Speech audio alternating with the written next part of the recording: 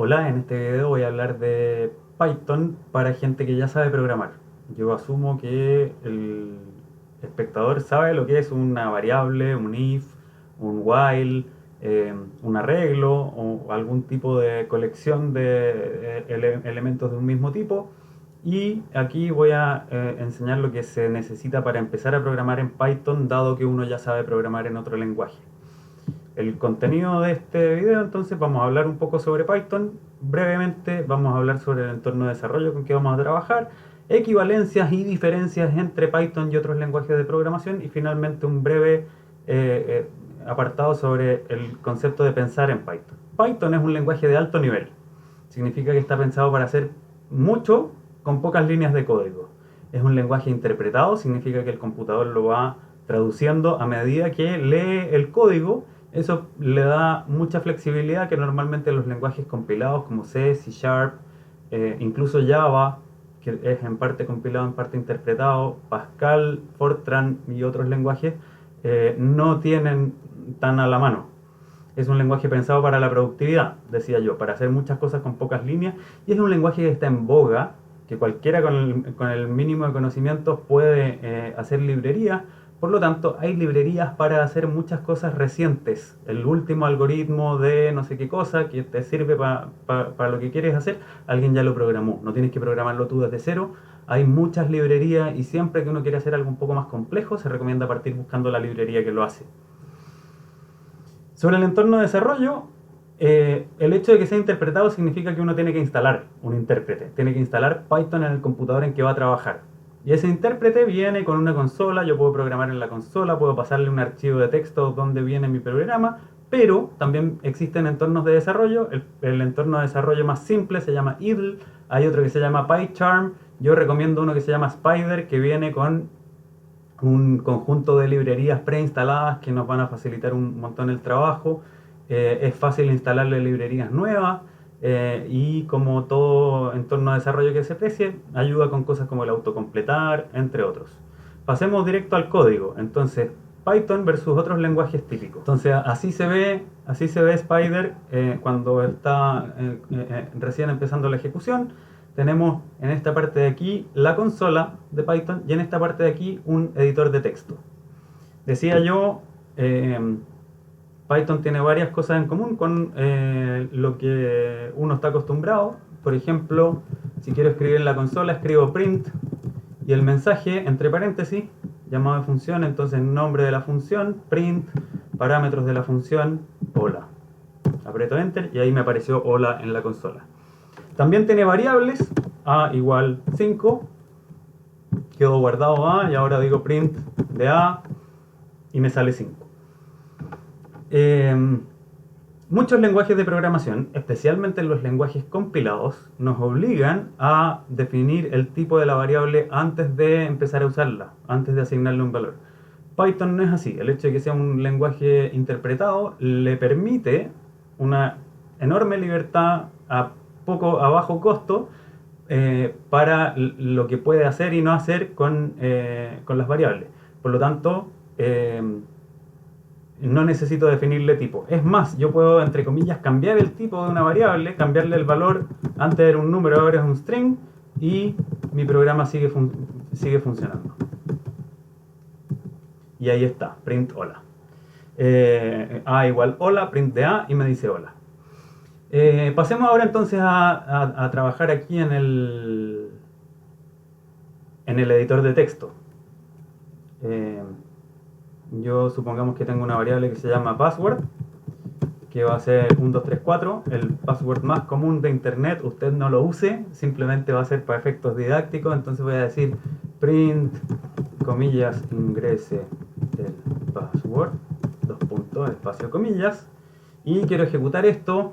Entonces, como no lo he grabado nunca, me pide grabarlo. Lo vamos a grabar aquí en mis documentos y vamos a decir programa 1.py. Y ahí está mi programa que dice ingrese el password y no hace nada más. Entonces ahora uno puede preguntarse, ¿cómo le pregunto cosas al usuario? Que es algo que uno habitualmente hace en los lenguajes cuando está aprendiendo a programar. Simplemente digo a igual input y le va a preguntar al usuario. Aquí puedo poner un mensaje entre comillas que podría ser este mismo, ¿no es cierto? Entonces lo voy a sacar de aquí y lo voy a poner acá. Voy a borrar esta línea y mi programa va a ejecutarse y se queda parado ahí. Entonces espera que yo le diga el password. Entonces, ¿qué es lo siguiente que quiere hacer uno? Bueno, un if. Entonces voy a decir if, al igual que en cualquier lenguaje que usted conozca, existe if y existen las comparaciones, la sintaxis puede ser ligeramente distinta. Entonces le pregunto si A es igual a password. Podría ser que uno esté acostumbrado aquí a poner paréntesis, aquí los paréntesis no son necesarios. Y dos puntos. Con eso digo, aquí terminó la condición del if y aquí a continuación viene lo que va dentro del if. Fíjense que yo aprieto Enter y automáticamente el editor de texto me pone ahí indentado un poco más a la derecha.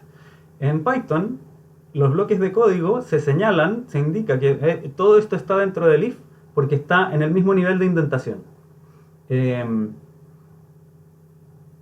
A diferencia de otros lenguajes donde el final del if se señala con un end if o con una llave, aquí lo único que indica que un conjunto de líneas está dentro de un bloque, por ejemplo en este caso dentro del if, es el nivel de indentación. Entonces yo aquí digo print bienvenido y podría decir otra cosa. Supongamos que mi mensaje sigue ya. Cualquier cosa. Y entonces termina el bloque del if, quiero continuar con el else y me corro de nuevo a la izquierda. Con eso el intérprete ya va a saber que terminó el bloque de código de lo que estaba dentro del if por el solo hecho de que me corrí hacia la izquierda. Entonces ahora digo else y me lo vuelve a intentar. Print password incorrecto. Y nuevamente el código queda indentado. Si yo borro y vuelvo hacia la izquierda, lo que diga aquí, esto aparece siempre.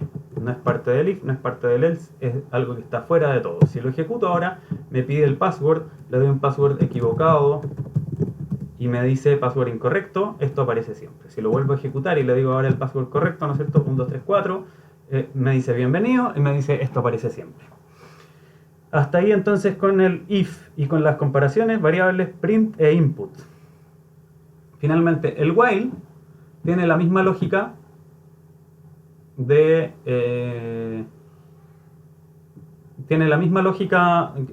en los otros lenguajes de programación. Entonces yo podría decir while distinto de password, dos puntos.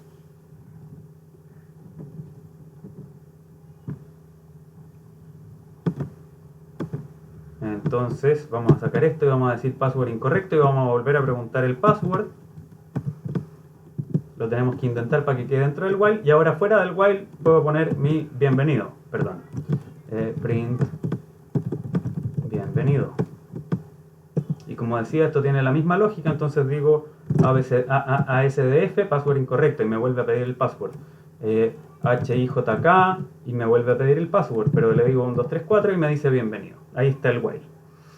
Ahora, otra cosa que es parecida a otros lenguajes es la declaración de funciones. Para declarar funciones en Python yo parto con la palabra reservada del lenguaje def, dos puntos, fíjense que lo pinta en azul porque es una palabra, es una palabra reservada. Le digo el nombre de la función, le digo los parámetros.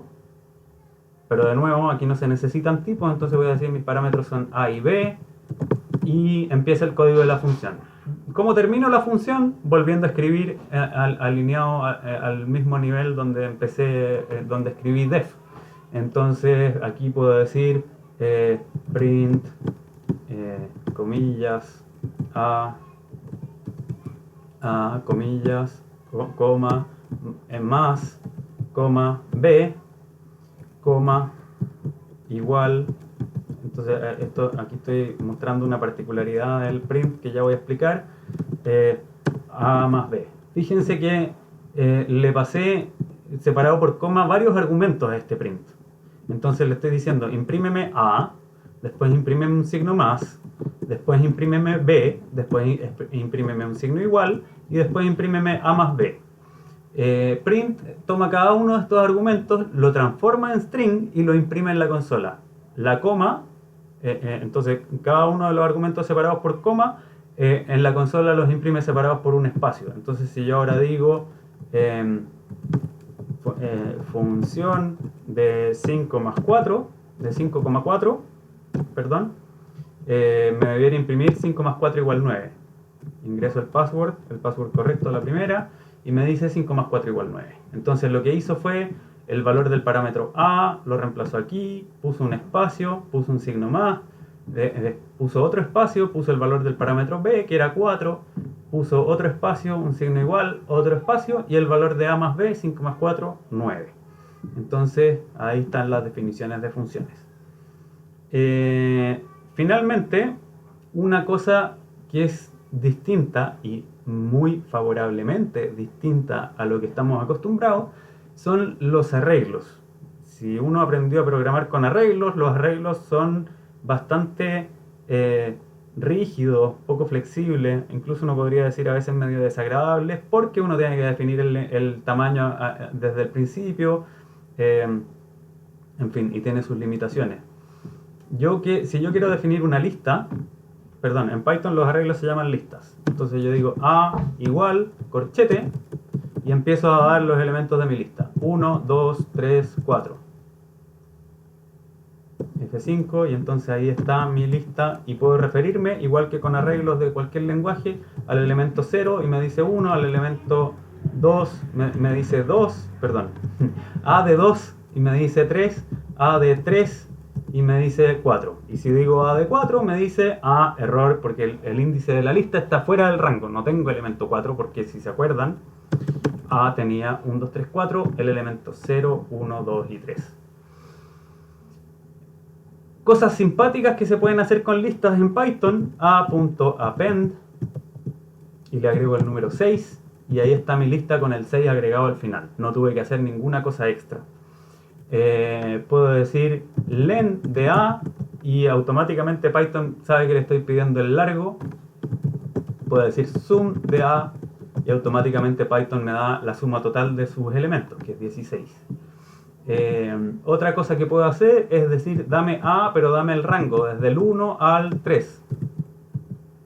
O sea, como contamos desde 0 los computines, ¿verdad? Desde el segundo hasta el cuarto elemento. Y ahí me da entonces el segundo y el tercero. ¿Por qué no me da el cuarto? Porque cuando digo este tipo de rango, este número es el primero que queda fuera. ¿Por qué? Bueno, por convención, porque el que inventó Python quiso que fuera así. Entonces si yo digo del 1 al 5, perdón, del 0 al 5, aquí digo, en el fondo digo la longitud del arreglo y me lo dice entero. También uno podría verlo, sí, este es el primero que queda fuera, como que a este le va a restar 1 para mostrármelo. Bien, otra cosa simpática que puedo hacer con los índices de los arreglos en Python es decir en números negativos, y entonces me va a decir el último, o el -2, el penúltimo. Y yo puedo jugar con eso, entonces muéstrame todos, no le digo ningún número, va a asumir que es un 0, hasta el penúltimo, sin incluir el penúltimo, porque este es el primero que queda fuera. Otra cosa fantástica que tienen las listas de Python es el for. Y esto es bien distinto a lo que muchos estarán acostumbrados.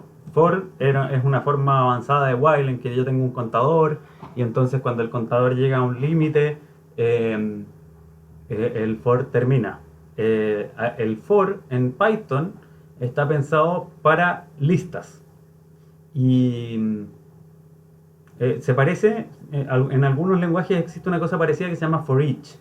Yo digo for, un nombre que va a tomar mi elemento que cambia, y por convención uno podría decir in y una lista. Entonces para cada valor de i en mi lista A va a hacer algo, y entonces en cada iteración del for vamos a agregarle aquí más elementos y que no sean todos secuenciales para que se note. Entonces, en cada vuelta del for, i va a tomar el valor de uno de los elementos de a. ¿Y cuántas veces va a iterar? Bueno, tantas veces como elementos tenga a. Entonces, en este caso va a iterar 6 veces y va a... y en cada iteración i va a valer 1, 2, 3, 4, 6 y 10. Y entonces vamos a hacer algo con ese número, entonces vamos a decir print i por i, por hacer cualquier cosa, y lo ejecutamos y ahí está. Entonces i al cuadrado 1, 4, 9, 16, 36 y 100. Entonces, diferencia importante entre Python y otros lenguajes: el for es solo para listas, parecido al for each de algunos lenguajes de programación, y, pero que nos facilita un montón el trabajo en muchas cosas, ¿verdad? Sobre pensar en Python, se puede programar de la manera que uno estaba acostumbrado, con las mismas estructuras y qué sé yo, pero hay cosas que pueden mejorar un montón si uno aprende a hacerlas a la manera de Python. Un lenguaje interpretado tiene que traducir cada línea antes de ejecutarla. Eso significa que necesariamente es más lento que un lenguaje compilado. Pero Python tiene un conjunto de instrucciones que vienen, como por decirlo de alguna manera, precompiladas. Si yo puedo hacer algo en una línea, mejor lo hago en una línea, porque eso probablemente va a correr mucho más rápido que si lo hago con un for. Por ejemplo, el sum que mostramos, que calcula la suma de una lista, sería mucho más lento hacerla dentro de un while. Y así como esa, hay muchas otras cosas. Toma tiempo aprenderlas, pero vale la pena intentarlo, porque así se le saca mucho más provecho al lenguaje. Y eso es todo lo que tenía para mostrar por hoy. Muchas gracias.